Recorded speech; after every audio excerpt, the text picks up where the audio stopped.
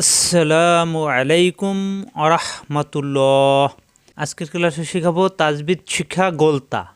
এই দেখুন, সবাই খেয়াল করুন। এই অক্ষরটা অরিজিনালি হা, এর উপরে দুইটি নক্তা দেওয়ায় এটা গোলতা হয়ে গেছে। এই গোলতাটা অক্ষ করলে, অর্থাৎ আমরা যদি এই গোলতা যেখানে আছে সেখানে যদি অক্ষ করি কীভাবে পড়ব, আবার যদি মিলিয়ে পড়ে যাই তখন কীভাবে পড়ব। আসুন আমরা গোলতা এবং হাটা আগে ক্লিয়ার করি লেখার মাধ্যমে, তারপর আমরা উদাহরণ দেখব। আমরা সবাই চিনি এই অক্ষর দুইটা হা।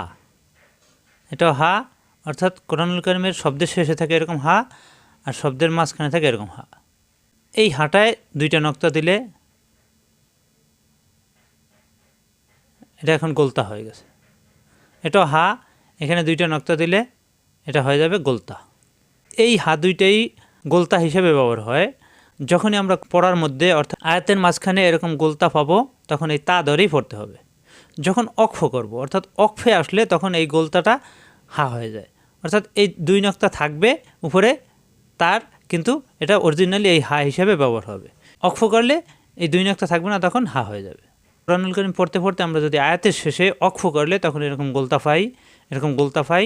অক্ষ করলে তখন এই গোলতা, এই উপরে দুই নক্তা মনে মনে বাদ দিয়ে অরিজিনালি অক্ষটা ধরতে হবে। আর যদি মিলিয়ে পড়ে যাই তখন কিন্তু আবার তা হিসেবে ব্যবহার হবে। সবাই ভালোভাবে খেয়াল করুন। আমরা বই থেকে উদাহরণ দেখি। নুন লিপ জবর না, মাদের হরফ একালিপ টান, রদিফেশ রুন, এখানে আসছে তানবিন, না রুন। এই তানবিনের পরে হাসছে, এই জন্য এই তানবিনে কোনো গুণ্য হবে না। না রুন, হা লিপ জবর হা, কণ্ঠনালীতে চাপ দিয়ে একালিপ টান, মাদের হরফ, না একালিপ টান, হা একালিপ টান, না রুন হা। মিমজের মি, ইয়া জবর ইয়া, জিব্বার মাঝখানে উপরে তালুতে, মি ইয়া, তাদুফেশ তুন, মি ইয়া তুন। এই অক্ষরটা কিন্তু অরিজিনালি হা, সবাই খেয়াল করুন। হা অক্ষরের উপরে দুই নক্তা দেওয়া, এটা হয়ে গেছে গোলতা। এই গোলতা এখানে আসছে অক্ষে তাম, এখানে অক্ষ করবো। অক্ষ করলে তো অক্ষর অক্ষে মুতাল্লক, এখানে অক্ষ করা ভালো। আর শুধু শূন্য থাকলে এটা অক্ষে তাম। আয়াত পরিপূর্ণ হলে তখন অক্ষে তাম আসে, তখন অক্ষ করতে হয়। অক্ষ করলে এখানে এই গোলতায় অক্ষ হলে নিজের রূপে চলে যাবে, অর্থাৎ হা হয়ে যাবে। এই ইয়া মেলবে হায়ের সাথে, এখানে দেওয়া আছে মিয়া তুন, আমরা পড়বো মি ইয়াহ, এই ইয়া মেলবে হায়ের সাথে ইয়াহ। আর আমরা তো জানি যে অক্ষ করলে লাস্টের অক্ষরটা সাকিন হয়ে যায়, তো এই গোলতা এখানে মনে মনে সাকিন হয়ে যাবে। সাকিন হলে ইয়া মেলবে হায়ের সাথে, এই গোলতা তখন হা হয়ে যাবে। সব সময় খেয়াল রাখবেন, অক্ষ করলে কোরআনুল কারীমের অক্ষে যদি এরকম গোলতা আসে, অর্থাৎ হা অক্ষরের রূপে দুই নক্তা দিলে গোলতা, এই অক্ষরটা যদি অক্ষে আসে, আমরা যদি অক্ষ করি তাহলে এই গোলতা তার নিজের রূপে চলে যাবে, অর্থাৎ হা হয়ে যাবে।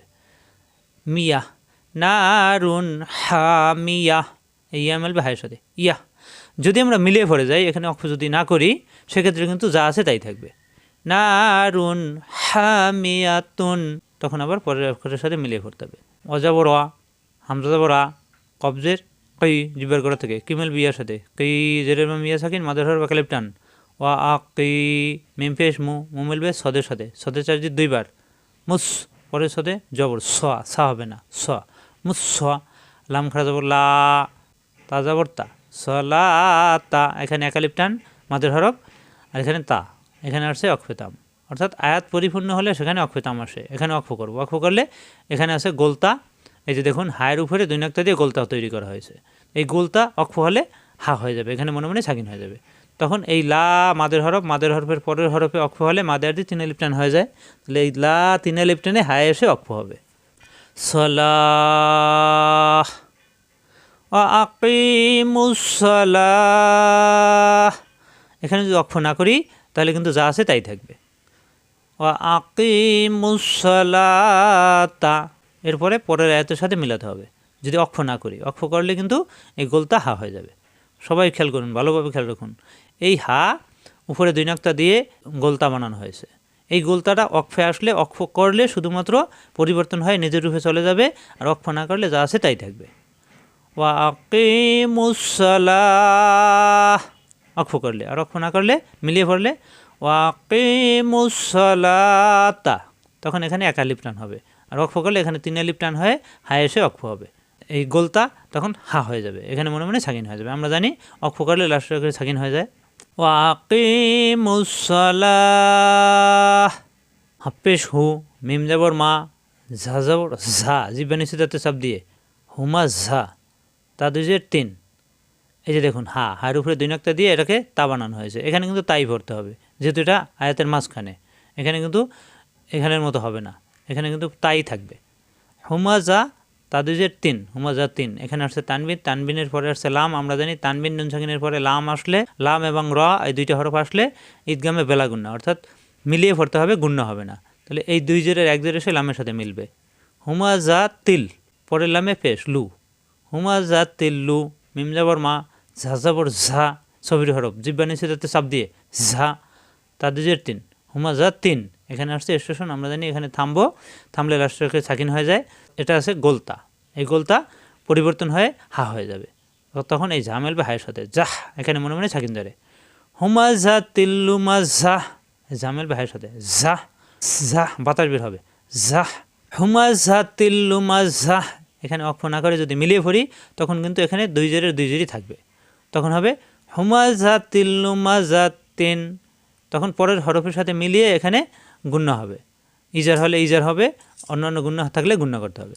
হুমাজা তিল্লু মাজা 3 যদি এর সাথে মিলাই, এখানে খ আছে, তখন এখানে গুণ্য হবে না, স্পষ্ট হবে। কারণ আমরা জানি হামজা হা আইন হা গইন খ এই 6টা হরফ তানবিন নুন সাকিনের পরে আসলে ইজার হয়, স্পষ্ট পড়তে হয় তখন। হুমাজা তিল্লু মাজা 3 খলিফা, এভাবে মিলাতে হবে যদি আমরা অক্ষ না করে মিলিয়ে পড়ি সেক্ষেত্রে। আর অক্ষ করলে, আমরা যেহেতু অক্ষ করতেছি, অক্ষ তাম আছে, তাহলে অক্ষ করলে এই জা মিলবে হায়ের সাথে, জাহ, গোলতা অক্ষ করলে হা হয়ে যায়। অর্থাৎ অরিজিনাল অক্ষরটা হলো হা, একে গোলতা উপরে 2টি নক্তা দিয়ে গোলতা তৈরি করা হয়েছে। এই গোলতা মিলিয়ে পড়লে গোলতা থাকবে, অক্ষ করলে তার নিজের রূপে চলে যাবে, হা হয়ে যাবে। হুমাজা তিল্লু মাজাহ, খ যাবর খ, খা হবে না। লামজে লি, লিমেল বিয়ার সাথে লি, জেরের বা মিয়া থাকেন একালিপ টান, খলি, ফা যাবর ফা, তা 2 যাবর তান, খলিফা তান, এখানে আসছে তানবিন, অর্থাৎ এখানে আমরা অক্ষ করব। অক্ষ করলে আমরা জানি লাস্টের করে সাকিন হয়ে যায়, এই গোলতায় সাকিন হলে তখন এই গোলতাটা নিজের রূপে চলে যাবে, হা হয়ে যাবে। এই ফা মেলবে হায়ের সাথে, ফাহ। অক্ষ করলে, অক্ষ না করে মিলিয়ে পড়লে কিন্তু যা আছে তাই থাকবে, খলিফাহ। এখানে কিন্তু আরেকটা নিয়ম চলে আসছে, 2 জবর। 2 জবরকে বলা হয় মাদে ইবদাল, অর্থাৎ 2 জবরে অক্ষ হলে 1 জবর বাদ দিয়ে মনে মনে একালিপ টানতে হয়। খলিফাতা এরকম হবে না, শুধুমাত্র একটা অক্ষর গোলতা, এই গোলতায় অক্ষ হলে হা হয়ে যায়। গোলতা 2 জবর থাকা সত্ত্বেও এখানে মাদে ইবদাল হবে না, একালিপ টান হবে না।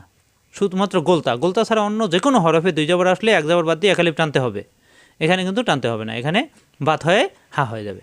গোলতায়ের বেলায় একালিপ টান হবে না, এটা হা হয়ে যাবে, নিজের রূপে চলে যাবে, খলিফা, খলিফা। কিন্তু মিলিয়ে পড়লে তখন কিন্তু আবার এই তান থাকবে, খলিফা তান, এরপরে পরের হরফের সাথে মিলিয়ে পড়তে হবে, খলিফা। আশা করি বুঝতে পারছেন। আজ এ পর্যন্তই। আসসালামু আলাইকুম আ রাহমাতুল্লাহ।